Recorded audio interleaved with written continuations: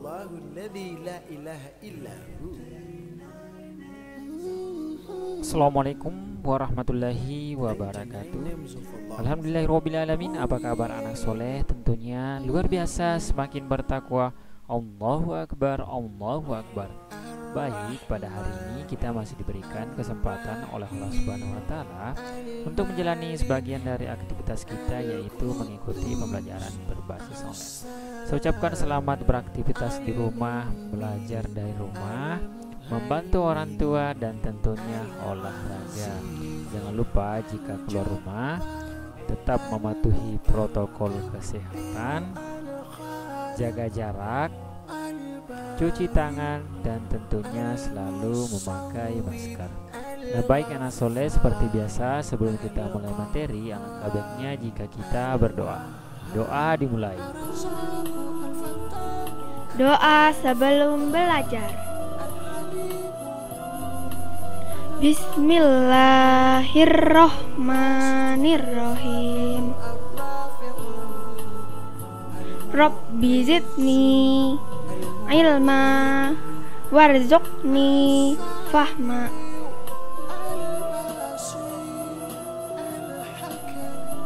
Artinya,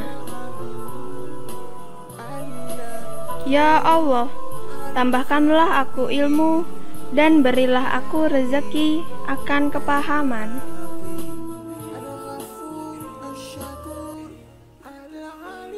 Nah, baik anak soleh, jadi pada pertemuan kali ini kita berada di tema 4, kewajiban dan hakku, dengan subtema 2, kewajiban dan hakku di sekolah, dengan materi pengisian waktu luang untuk jaga kesehatan. Nah, tentunya untuk jaga kesehatan ini adalah dengan olahraga. Tentunya tujuan pembelajaran pada pertemuan kali ini yaitu melalui video pembelajaran, siswa mampu menjelaskan bentuk aktivitas pengisian waktu luang untuk menjaga kesehatan dengan benar. Kemudian, melalui video pembelajaran, siswa mampu menceritakan bentuk aktivitas pengisian waktu luang untuk menjaga kesehatan dengan benar. Nah, inilah materi yang akan kita pelajari pada pertemuan kali ini. Jadi, ayo kita mulai belajar. Banyak aktivitas untuk mengisi waktu luang. Nah, ini ketika kita lakukan di sekolah, seperti bermain bola, tapak gunung, dan loncat tali. Nah, soleh sekalian, kita bisa perhatikan di sini kita sudah pernah belajar yang namanya bermain bola. Tentunya pada saat kita bermain bola ada namanya apa? Menendang, menggiring, kemudian menangkap bola. Nah, di sini juga ada namanya permainan tapak gunung. Dan tentunya ada loncat tali. Nah, inilah permainan-permainan yang akan kita pelajari, dan tentunya ini bisa dilakukan di sekolah untuk mengisi waktu luang. Nah, tapak gunung bisa dilakukan sendiri atau bersama pemain lainnya. Nah, jadi anak soleh sekalian, untuk pelajaran pertama adalah kita mencoba belajar namanya tapak gunung. Nah, untuk main tapak gunung, pemain harus memiliki gaco, biasanya berupa potongan genteng atau batu yang pipih. Nah, gaco ini akan kita lempar, misalkan kita lempar di nomor 1. Nah, setelah lempar nomor 1, kita akan melompat di nomor 2. Tidak boleh menginjak yang nomor 1. Begitu seterusnya, misalkan kita lempar di nomor 6. Nah, pada saat kita menginjaknya, ya sudah sampai di nomor 4 dan 5, kita tidak boleh menginjak di nomor 6. Nah, seperti itu seterusnya. Jadi yang dimaksud gaco adalah batu yang pipi seperti yang ada di slide. Nah, jadi kita akan coba belajar bagaimana sih itu tapak gunung, ya. Bagaimana cara melakukan permainan ini.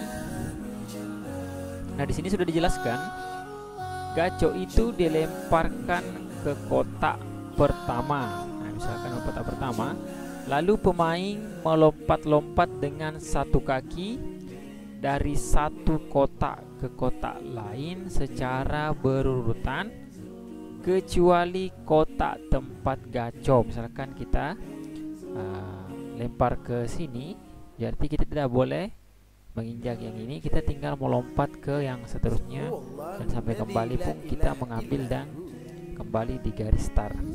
Nah, lalu pemain kembali ke tempat asal tetap dengan cara melompat dengan satu kaki sambil mengambil gaco. Jadi setelah kita balik ya dari sini, itu kita kembali kemudian mengambil gaco dan siap untuk melemparnya lagi ke urutan yang berikutnya.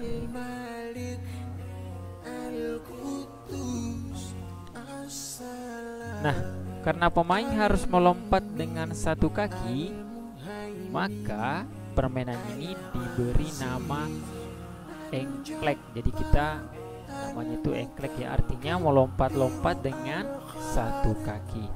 Tetapi ada juga yang menyebutnya permainan tapak gunung ya, permainan tapak gunung, sudamanda atau sonda manda.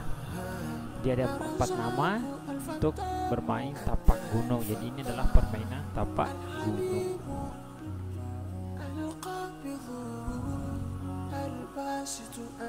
Setelah bangun tidur, Udin belajar lompat satu kaki. Jadi ini ada kaitannya dengan yang tadi itu belajar bermain tapak gunung, yaitu lompat satu kaki.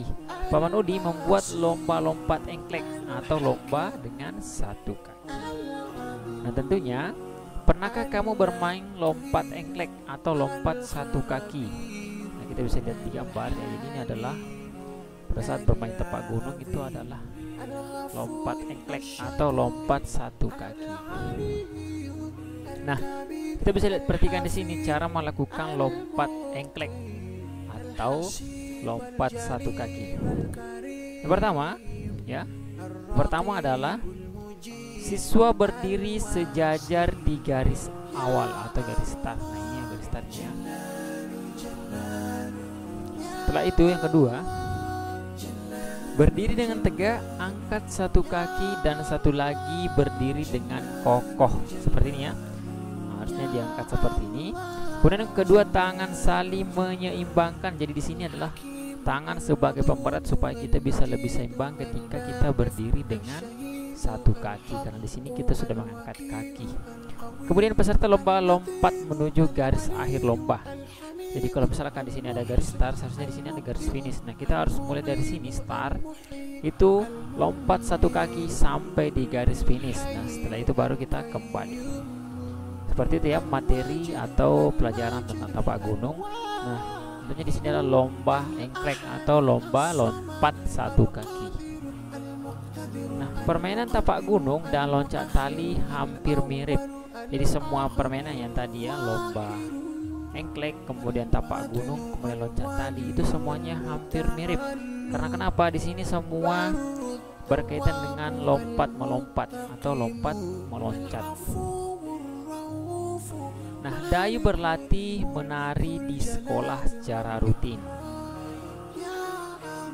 Nah, ketika menari ya, di sini ada beberapa gerakan. Yang pertama, tegak berdiri lalu berputar ke kanan dengan berjalan perlahan 8 hitungan. Yang pertama harusnya itu adalah berdiri tegak seperti ini. Kemudian lalu berputar ke kanan. Jadi di sini sudah ada bentuknya, berarti kita berputar ke kanan. Ini adalah tangan kanan. Jadi kita berputar ke kanan dengan berjalan perlahan 8 hitungan. Kemudian setelah itu apa? Meloncat ke kiri 2 kali. Nah, yang mana kiri? Yang ini ya.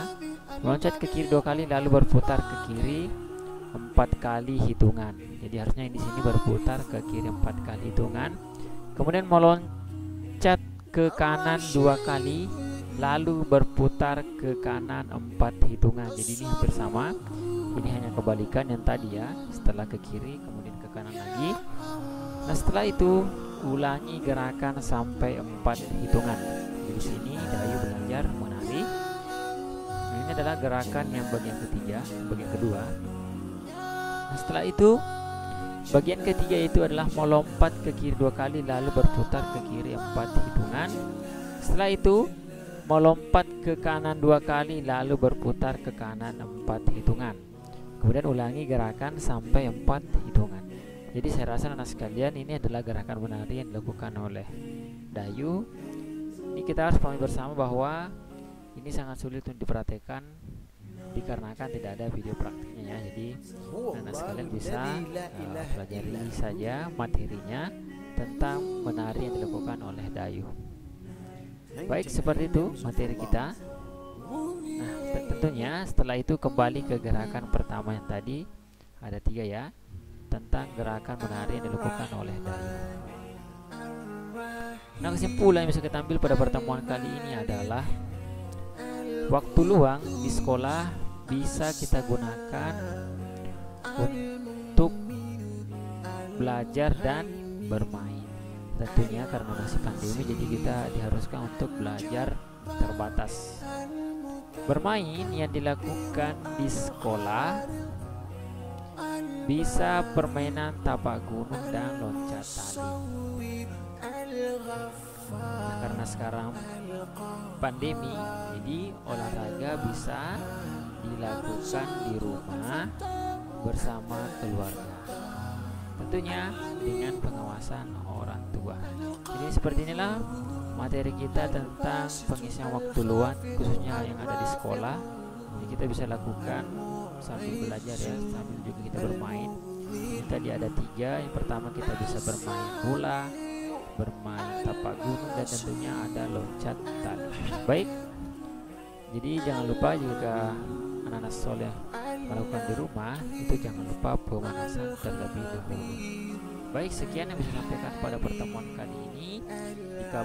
Jika belum dipahami, silakan amati kembali videonya, dan jika ada yang belum mengerti, silakan bertanya kepada kami.